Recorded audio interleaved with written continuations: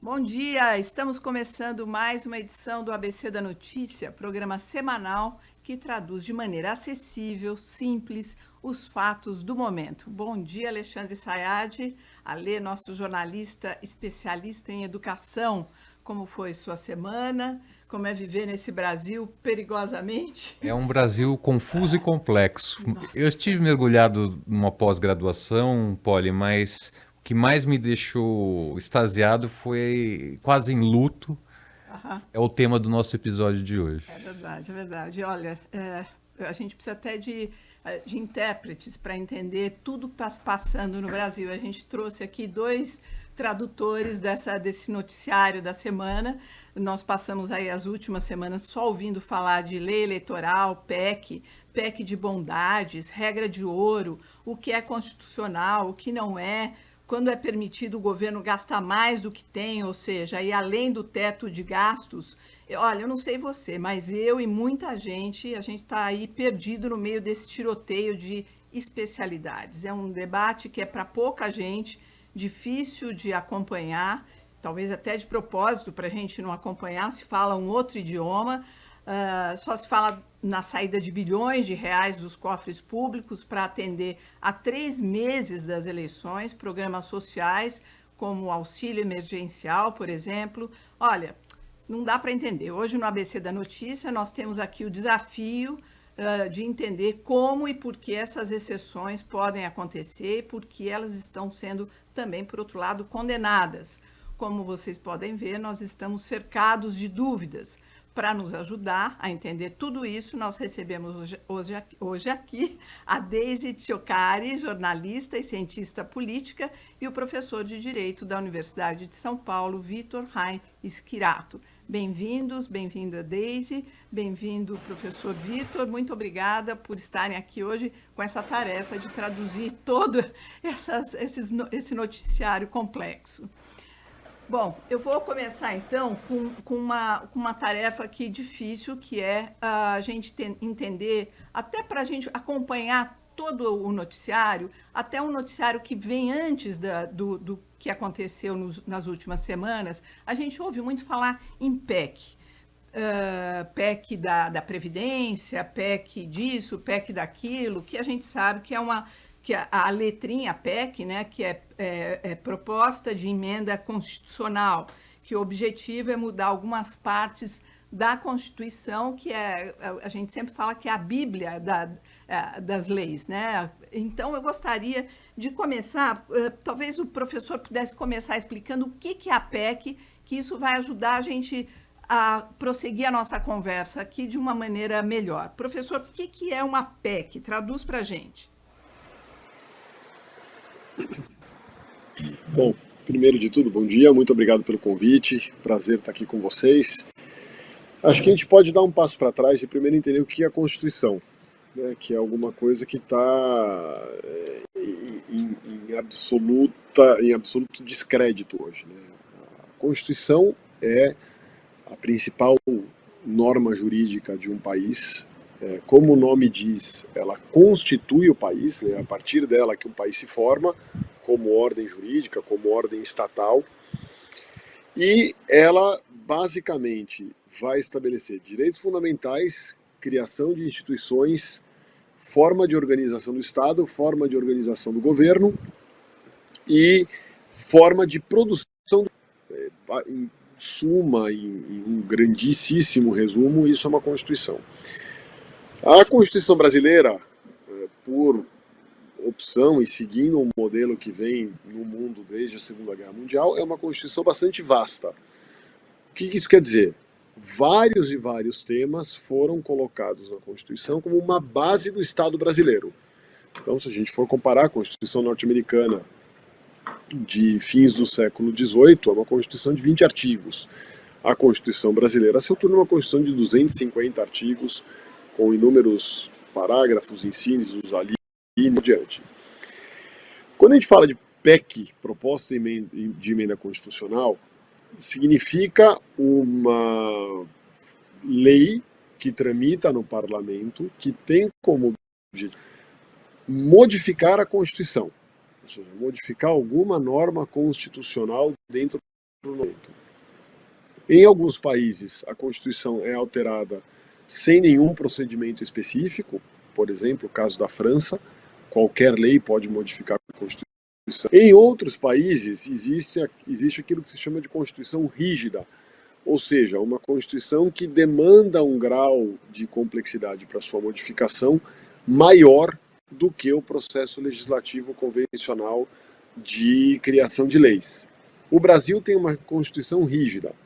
Pela Constituição de 88, eu só posso modificar a Constituição com 2 votações em cada uma das casas, Congresso, Câmara dos Deputados e Senado Federal, com 3/5 de quórum em cada uma das casas. Ou seja, eu tenho que ter 3/5 da Câmara dos Deputados, 3/5 do Senado, em 2 votações em cada casa.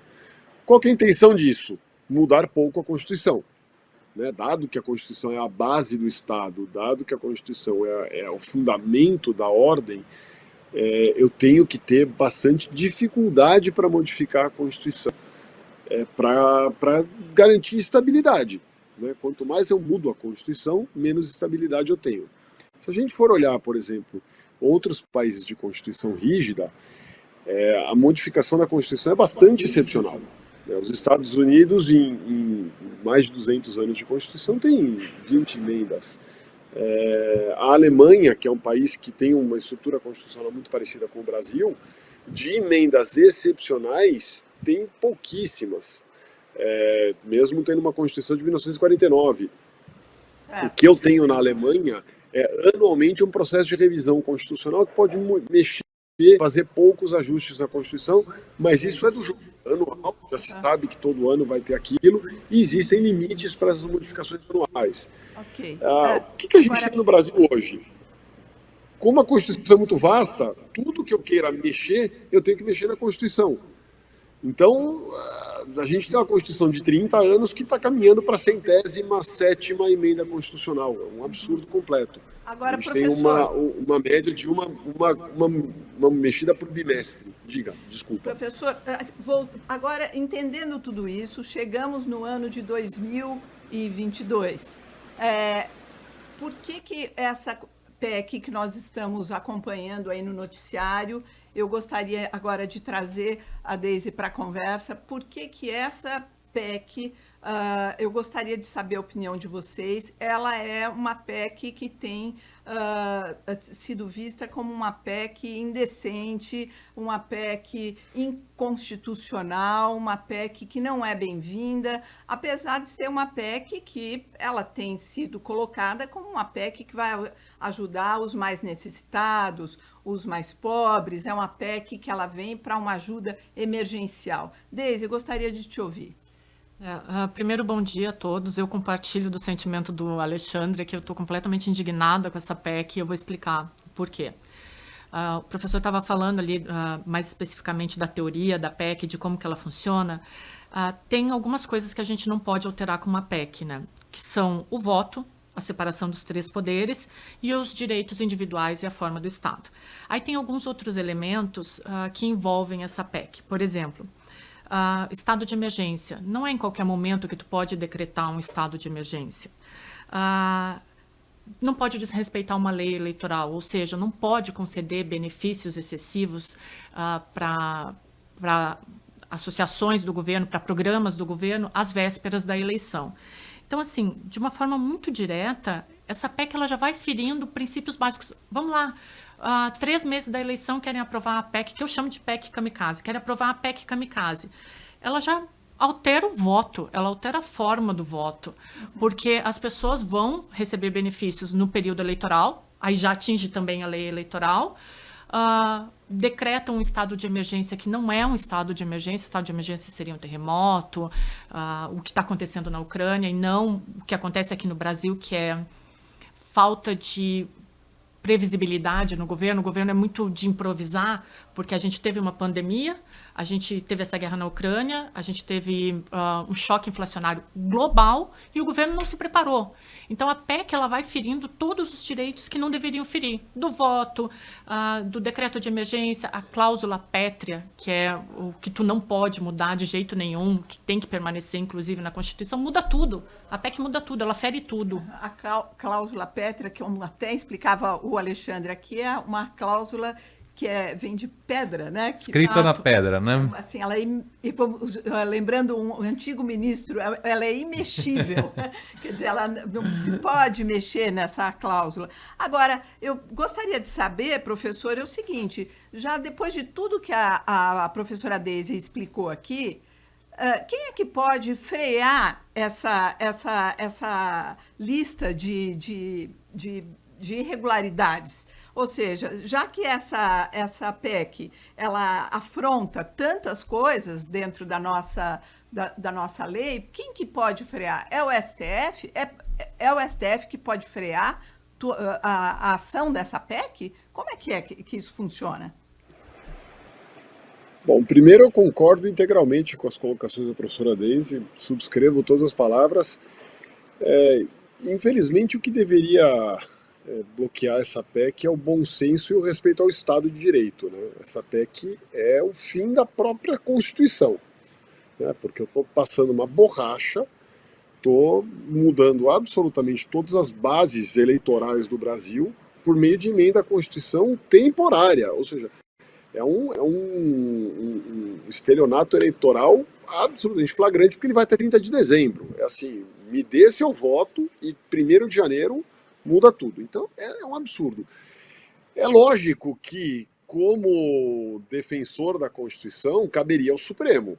O Supremo pode e deve declarar uma PEC inconstitucional, até porque a Constituição tem limites à sua modificação, limites formais, que são as questões de voto, e limites materiais, que são as tais das cláusulas pétreas do artigo 60, parágrafo 4º da Constituição.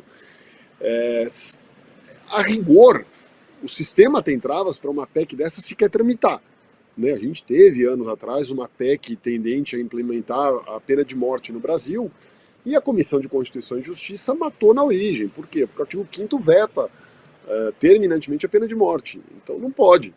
O artigo 5º, a CCJ matou isso. A CCJ do Senado e da Câmara deveriam cumprir o seu papel de comissão de constituição e impedir o trâmite dessa PEC, porque ela é um absurdo. Mas não o fizeram. Quem pode agora parar e suspender é o Supremo Tribunal Federal. Porém, no nível de conflagração que esse governo trouxe para o controle de constitucionalidade, para o controle da administração pública, rompendo bases absolutamente essenciais do Estado de Direito e da tripartição de poderes. Como que existe clima para que o STF venha declarar inconstitucional uma iniciativa que vai pôr dinheiro no bolso da população numa situação dessa? Do ponto de vista teórico, acadêmico, eu cravaria que essa PEC é inconstitucional e que ela deveria ser declarada inconstitucional por 11-0 no dia seguinte da sua promulgação pelo Congresso Nacional. Mas eu duvido, e duvido muito, que, alguém vá ao Supremo questionar essa PEC, e 2, que indo ao Supremo questionar essa PEC, que o Supremo tiraria os efeitos da PEC e declararia a PEC inconstitucional. Agora, declararia professor, já promulgada ainda inconstitucional. Professora, então, peraí, vamos ver se eu entendi. Você está falando que a PEC não pode tudo. Quem poderia frear essa PEC indecente seria o Supremo, mas que existe o Supremo se acovarda diante do clima, quer dizer, o Supremo vai se comportar em função de um ambiente que foi gerado diante do... Quer dizer, o Supremo está se comportando em função de um clima no país? É isso que a gente está dizendo aqui?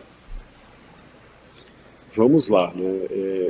Eu tenho que ser muito cuidadoso com as palavras aqui, mas acovardar é um termo bastante forte. Mas eu diria o seguinte: o Supremo tem sopesado os efeitos políticos sociais das suas decisões desde que esse governo iniciou esse processo de tensionamento constante. Vamos lá, é uma base da tripartição de poderes, é uma base do Estado de Direito que eu controle da administração e que eu tenha controle de constitucionalidade.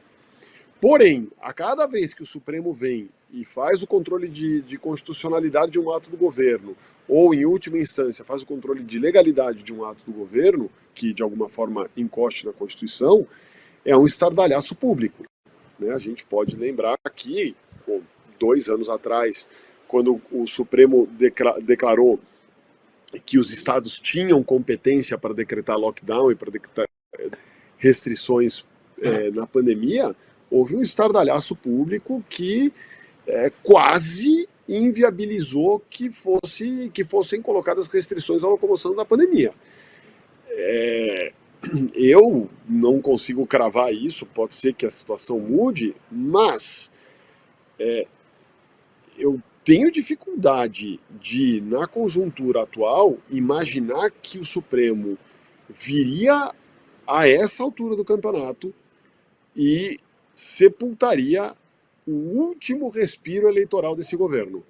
Por quê? Porque isso vai gerar um estardalhaço e uma conflagração social tão grande que eu não sei se os ministros comprariam essa briga.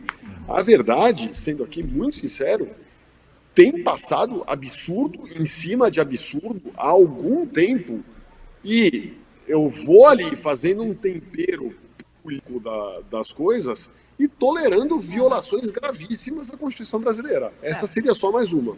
Alexandre.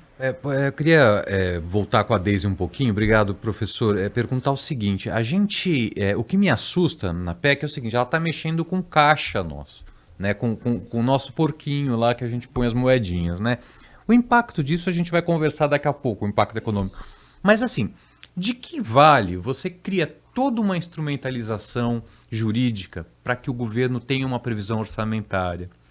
Você cria uma lei de responsabilidade fiscal, se ele cria a tal lei a regra de ouro, que você não pode gastar mais do que você arrecada, quer dizer, existe uma série de instrumentos para você controlar o que você gasta no Brasil.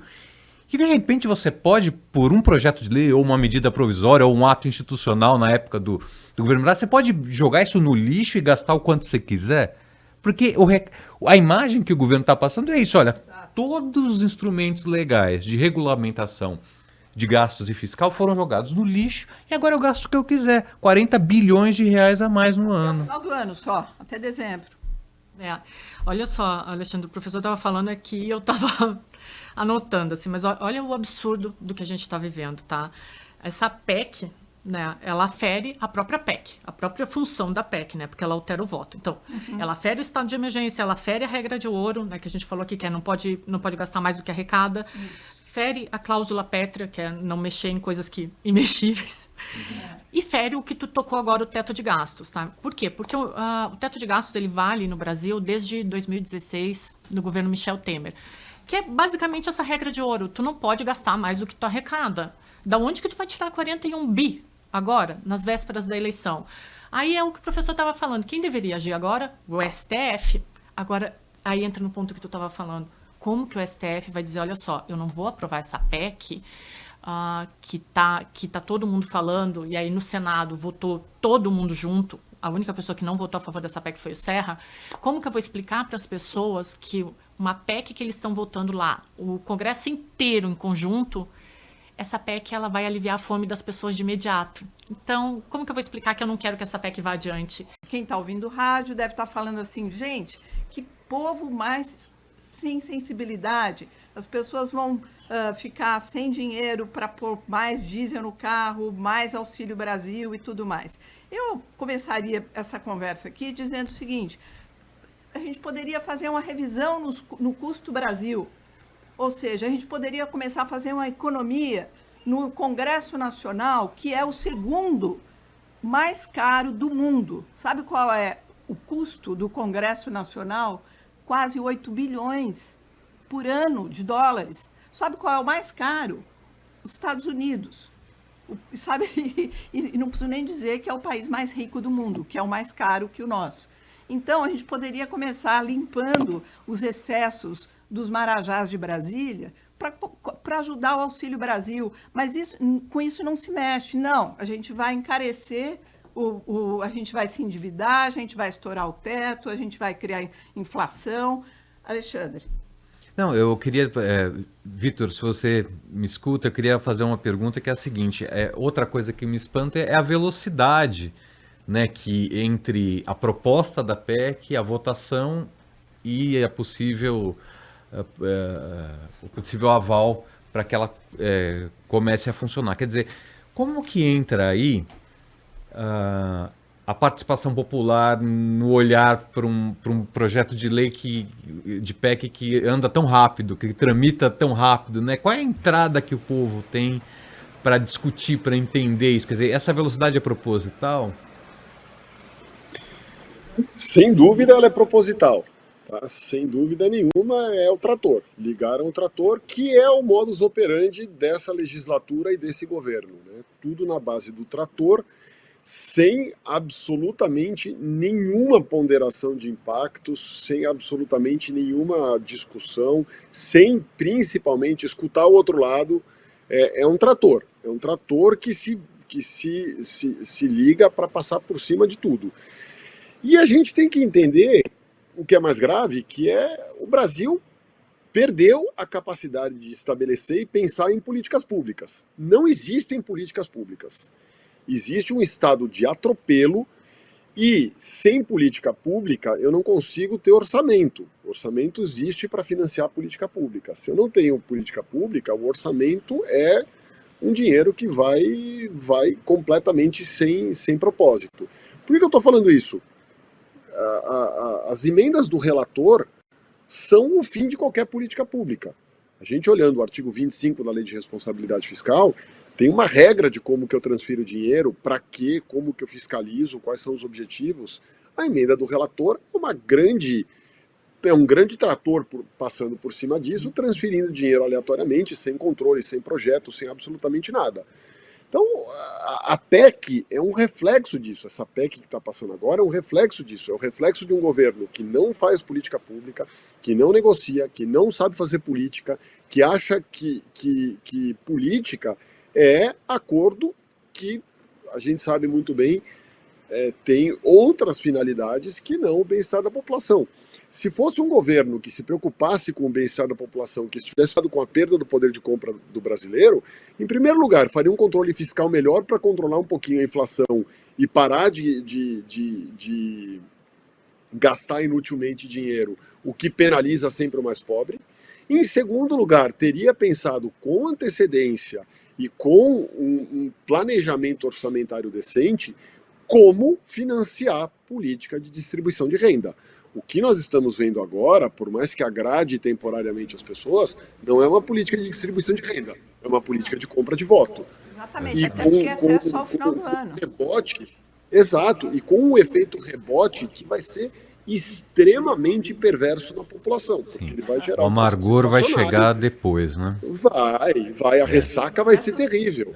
Então, assim, essa PEC é só mais um capítulo, e escalando, porque dessa vez a gente está falando de PEC, é só mais um capítulo de um governo que não se planeja, que não está nem um pouco preocupado com política pública, que não está preocupado com nada. Sim. A gente está construindo mais um pouquinho da destruição do sistema do Estado brasileiro. Eu queria só, Vitor, obrigado, eu queria só falar para o nosso ouvinte o seguinte, quer dizer, a gente pode acompanhar a participação popular, a participação cidadã é importante em trâmites como esse, né? Quer dizer, a gente pode acompanhar a TV Câmara, a TV Senado, que são abertas no HF, foram criadas para dar transparência ao Legislativo, justamente, né? Aqui pela Band News FM você tem uma cobertura excelente, né, também. Agora, eu também recomendo Poli, Deise, Vitor e todos os nossos ouvintes o poder do voto, que até a Poli me sugeriu aqui no Backstage, que é um aplicativo que ela usa mais do que eu, mas eu gosto muito também, que é criado por um pool aí de empresas de comunicação, que mostra todos os trâmites dentro do Legislativo e do Executivo, onde está tal projeto, em que estágio, como monitorar, o que você pode fazer ou deixar de Quem fazer. está votando como. Quem tá sobretudo quem está votando É como. importante você ver quem você escolheu para estar lá, como ele está votando, para você ver se você está satisfeito com o seu político escolhido, né? Se ele está votando de acordo com o que você pensa. Deise. Eu estava pensando aqui para a gente entender um pouco como funciona esse teto dos gastos. Eu sou feminista, então eu vou dar um exemplo um pouco diferente do que a maioria das pessoas dá. Mas imagina assim, ó, que tu ganha, tu mulher ali trabalha e tu ganha R$1.000. O teu marido vai lá, compra uma moto de 12 mil. De onde que tu vai tirar o dinheiro? Tu vai ter que economizar em outras coisas, tu vai deixar de comprar, sei lá, um pão, um leite. É isso que essa PEC está fazendo com a gente. Não tem esse dinheiro. Então, a consequência tem que vir. Imagina, não tem 41 bi. Da onde que tu vai tirar esse dinheiro? Bom, aqui durante 3 meses a coisa vai funcionar e no ano que vem vai explodir. E aí não é uma opinião de cientista político ou de jornalista aqui. É matemática. É claro. Então, se tu tá indo no mercado hoje, tu tá vendo leite a R$9, então eu vou te falar, no ano que vem esse leite vai estar 12, 13 reais. Essa é uma simples conta matemática. A gente tá vendo aqui a gasolina R$10. Não tem como fugir disso. Vão tirar 41 bi agora, no ano que vem a conta. Eu andei conversando com muitos amigos economistas e eles falam, não vai ter dinheiro para comprar mágica. comida. Não é mágica. Assim, é uma continha matemática ali. E o que eles estão pensando agora é justamente na eleição. O importante não é governar, é vencer. Essa conta vai ter que sair de algum lugar. Muito triste. Assim, eu vejo que continua Brasília, os políticos de costas para a sociedade, não pensando nas novas gerações, quer dizer, como dizia ali o professor Vitor, são programas que poderiam estar sendo pensados e feitos para ser de forma sustentável, né? Para que fossem programas longevos, que durassem bastante, que pudessem atender pessoas, famílias, para durar bastante tempo, para isso ser integrando pessoas na sociedade de maneira né, que a gente possa ter uma educação bacana, que a gente possa ter jovens competitivos no mercado de trabalho, não só no Brasil, mas fora do Brasil. Enfim, a sociedade que a gente sonha, né, que a gente quer para os nossos filhos, para os filhos dos nossos filhos, mas a gente vê que está muito distante disso. Eu fico assim, eu fico emocionada porque toda vez eu acho triste o que a gente está vivendo. Bom, gente, nosso tempo chegou ao final. Eu quero agradecer muito a participação da cientista política Deise Ciocari. Obrigada, Deise, pela participação, do professor de Direito da Universidade de São Paulo, Vitor Raim Schirato. Muito obrigada, professor. Agradeço, como sempre, a parceria do Alexandre Sayad. Obrigado.